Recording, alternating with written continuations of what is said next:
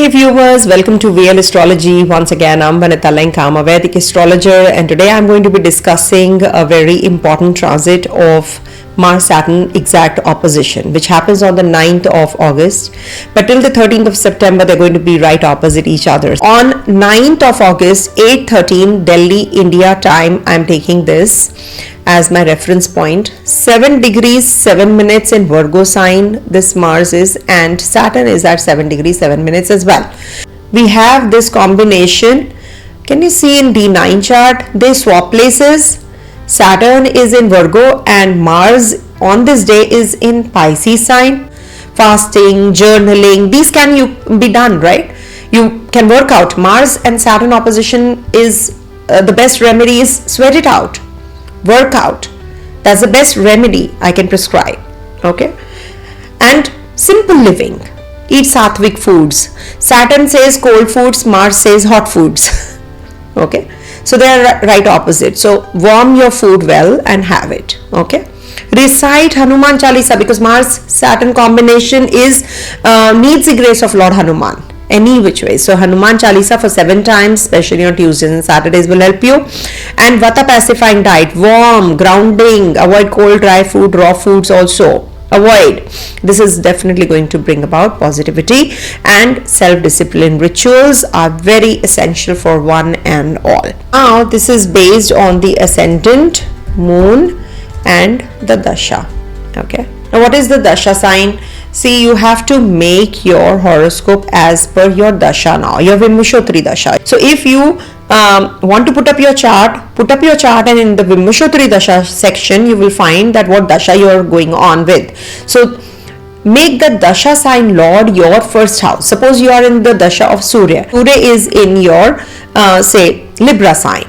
But you are not a Libra rising, you are a Aquarius rising, suppose. Okay, so rotate your chart to Libra rising and you will see that all the planets are moving as per that in your natal chart also, in your birth chart, and the transit chart also you can superimpose as per Libra, and you will see that the results are being felt even more. From Libra, if you will see, it is 12th and the 6th house transit of Mars and Saturn opposition. So for Leo natives, this transit of Mars and Shani in the 2nd and 8th axis. Okay. Now the focus turns to finances, family resources. Mars in the 2nd house activates your money sector as well as your family values. Okay, this is what is going to be the activation of the grahas. Now you may feel strong urge to earn more, save aggressively, or even splurge on the things you have been wanting. Okay, to possess. There's a fiery drive to improve material security, and you might initiate new income opportunities now.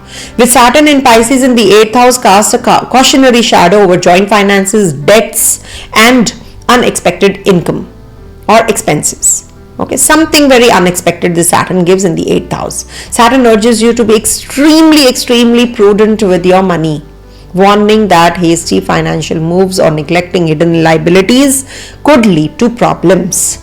You might encounter surprise bills, perhaps related to family or home repairs. Maybe you never thought of that, something unexpected. Okay, or find that loans, inheritance matters move slowly. Okay, you're working on your land and it is getting, you're building or you're just doing an agricultural thing, it is getting delayed. There can be tension which can arise in the family about the shared resources. Money matters. So be cautious. Be cautious. Especially you're learning to manage personal wealth versus shared obligations responsibly during this transit. So this is a positive thing which you are heading to. So be prepared for it also. Stick to a budget and financial planning. Don't just go overboard. Okay. So if you're thinking of a new house or anything, this might just be a delayed factor, because it is Mars is your 4th lord also, after all it's aspected by Saturn, so it's slowing down the process related to your 9th house travels, 4th house purchase of property, etc. It is looking at Mars and Saturn are looking at your Sagittarius sign alongside Jupiter and Venus also. So this is activating your children's life, it is activating romance. It is good, it is definitely good. Okay, prioritize paying your debts and building an emergency fund. And also Mars is a motivation to boost income and savings. No, in the 2nd house, it is motivating you. But at the same time, 8th house Saturn says you must have that responsibility. Be prepared for the unexpected related to money, finances, health, whatever. You have to be careful. Okay, so emergency funds you can definitely work on. Prioritize on paying down your debts and building emergency funds. Save, that's the best thing to do. Communicate transparently about money with family and partners. Okay, if you have siblings, etc., so you must discuss inheritance really well. Okay, discuss it openly. Clear the air, no, on joint accounts, expenses, financial concerns.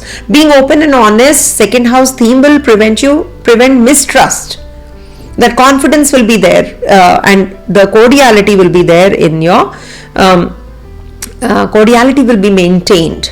Okay, so this is what and take responsibility if you owe someone or promise support. Address it methodically, no.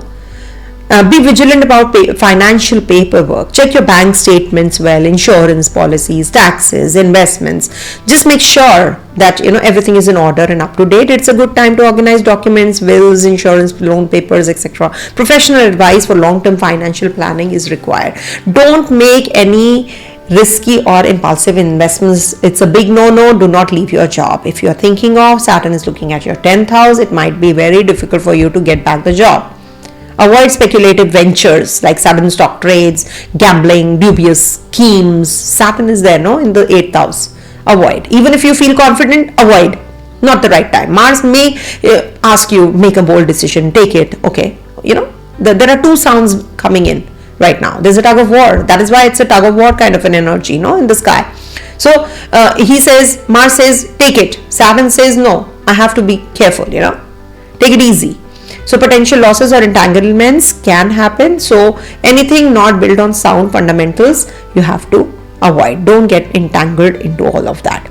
Avoid taking a new debt or lending money now unless absolutely necessary. Okay, it's not a great time to co-sign loans or borrow large sums. 8th house Saturn can cause repayment burdens or conflicts. Likewise, lending to your friends, family could lead to strain if payback is delayed. Best to hold off. That's the best thing to do. Okay, hold off, I would suggest. Mars can spark pride or defensiveness.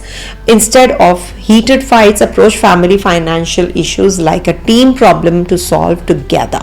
Remember, relationships are more valuable than any sum of cash. Okay, that's what. So then we come to there's a question here. Let me just take it up.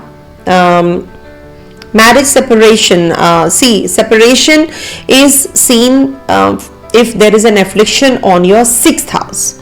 If Mars, Ketu, Saturn are aspecting or they are in your 6th house, then separation is quite likely.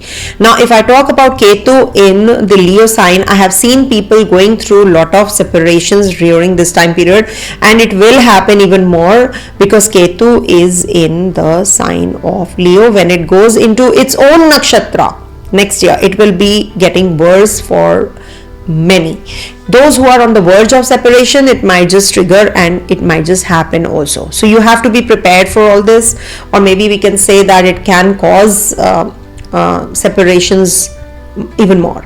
And a new house possible by transit. See, new house is possible only when you have a Mars forming a connection with a Shubh Graha, that is maybe with Jupiter, Venus, depends which planet is looking at your 4th house, which is aspecting your 4th house, which is posited. It will depend on the 4th house energies also. So you have to check everything. So if you talk about this transit, Mars is under affliction right now, so I will not say that it is actually giving you that kind of property related things. Okay.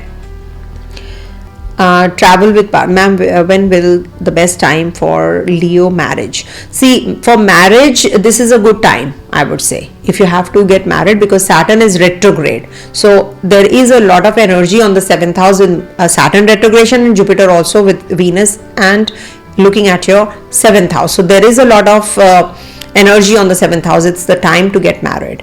Let Mercury also get direct. Things will fall in place, and make use of these energies also, I would request you. Okay, thank you so much for watching, and just follow the remedies and you're good to go. No transit is bad or completely good. If somebody is saying that this transit is amazing, this transit is very good, or this transit is very bad, that is not correct, because every planet has its own energy of good as well as bad. So we have to understand, even Jupiter is having the bad points or the weak points. So we should not just write off any graha saying that this is a malefic graha. I don't do that, because I need my Mars also to be strong, I need my Saturn also to be strong, or both of them to be there in my chart working fine. Okay, so don't worry, everything is going to be under check and control. Stay blessed everyone. Have a great Saturn and Mars opposition. Use it well. Om Tat Sat.